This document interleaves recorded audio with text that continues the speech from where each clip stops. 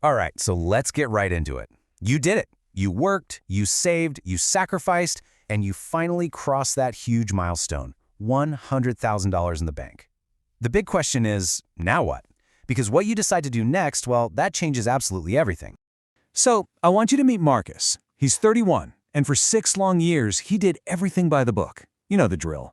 Packing his own lunch, living with roommates, driving a paid-off car. Then, one afternoon, sitting in a random parking lot, he checks his account and sees this number. 6 figures. He finally made it. But here's the crazy part. He didn't feel relief. He didn't celebrate. He just froze. Because all of a sudden, everyone's an expert. His dad's in his ear about buying a duplex, his buddy from work is pitching him some new crypto coin, and every influencer online is screaming about index funds. The noise is just overwhelming. And the fear of messing this up, of losing all that hard-earned money, it's completely paralyzing. And that, right there, is where you might be. This moment, hitting this number, it's a massive fork in the road. The choices you make right now in these next few months could be the difference between having a nice pile of savings and building actual generational wealth. So let's build the playbook for it. Okay, the very first thing you have to understand is this. Reaching $100,000 isn't just a number to feel good about. It's a fundamental shift in the entire game of wealth building. This is the exact moment where your money stops being just a pile of cash and it starts becoming your hardest working employee. You've probably heard this famous quote from Charlie Munger, Warren Buffett's brilliant partner. But you know what? Most people focus on the first part, the grind, the it's a bitch part. The real secret, the absolute game changer, is in that second half. Why can you ease off the gas? What really, truly changes? This is what changes. Invested at a pretty average 8% return, your $100,000 is now making you $8,000 a year by itself. Think about that for a second. That's almost $700 showing up in your account every single month, whether you get out of bed or not. Your money now has a salary. And guess what? It never calls in sick. And this is where the magic really kicks in. Look at this. Let's say it took Marcus just over 6 years to grind out that first $100,000. Well, because of compounding, the second $100,000 only takes him 4 years. The third, just over 3. By the time he's hitting $500,000, each new $100,000 is showing up in about 2 years. The snowball is not only rolling, it's getting bigger and faster all on its own. But, and this is a huge but, all that amazing momentum can be fragile. It can be brought to a dead stop by 3 really dangerous traps. And the scariest part?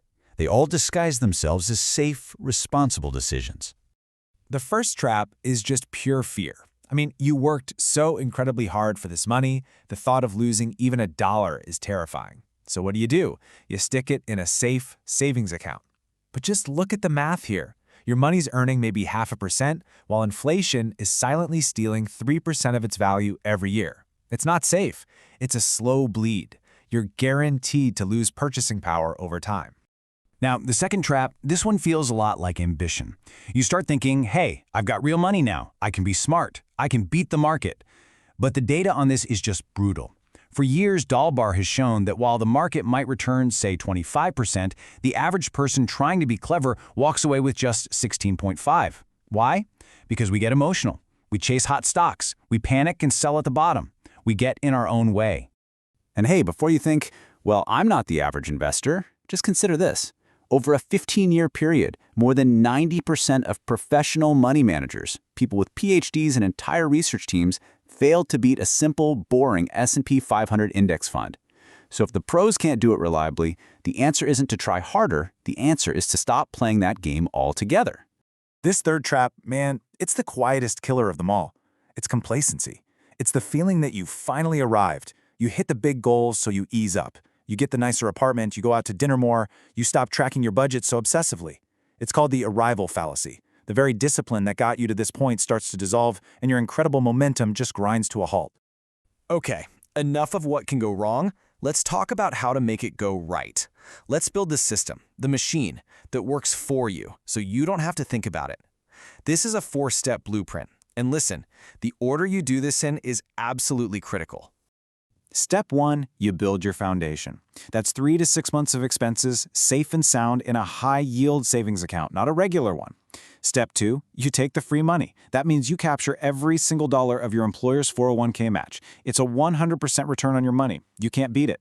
Step 3, we deal with debt using cold, hard math. And finally, step 4, we put everything else on autopilot. Let's just settle the pay off debt or invest debate once and for all. It's not about how you feel, it's just math. If you have any debt with an interest rate over 8%, think credit cards, paying that off aggressively is the best guaranteed investment you can make, period. If your debt is under 5%, like a good mortgage, you're very likely better off investing your money because the market should easily outpace the cost of that cheap debt over time.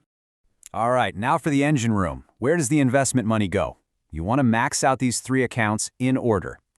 A Roth IRA gives you beautiful, tax-free growth. Then, your 401k lets you go way beyond the company match. But please do not sleep on the health savings account, the HSA. It's a secret weapon. It has a triple tax advantage. Your money goes in tax-free, grows tax-free, and comes out tax-free for medical costs. It's one of the best retirement accounts in existence. So what are you actually buying inside these accounts? The answer is beautifully simple and incredibly powerful. A 3-fund portfolio. You buy a low-cost fund that owns the entire U.S. stock market, another that owns the entire international market, and a third that owns the bond market. That's it. You're not trying to find the needle in the haystack anymore. You're just buying the whole haystack. And all of that brings us to the last and honestly the most important piece of this entire puzzle. It isn't a tactic or a type of account, it's a complete mindset shift. You have to understand that $100,000 is not the finish line. It's the starting line. You want to know who turns this number into millions? It's not the people who find the next hot stock or time the crypto market perfectly. It's the people who are relentlessly, wonderfully boring. They set up the automated system we just talked about, they ignore the daily headlines, and they just let it run. They get out of their own way. You already did the hard part. The grind to get here was the real battle. Now, the compounding machine is built. It's fueled up and it's ready to go. The only question left is, can you have the discipline to take your hands off the wheel and just let the math do its job? You've reached the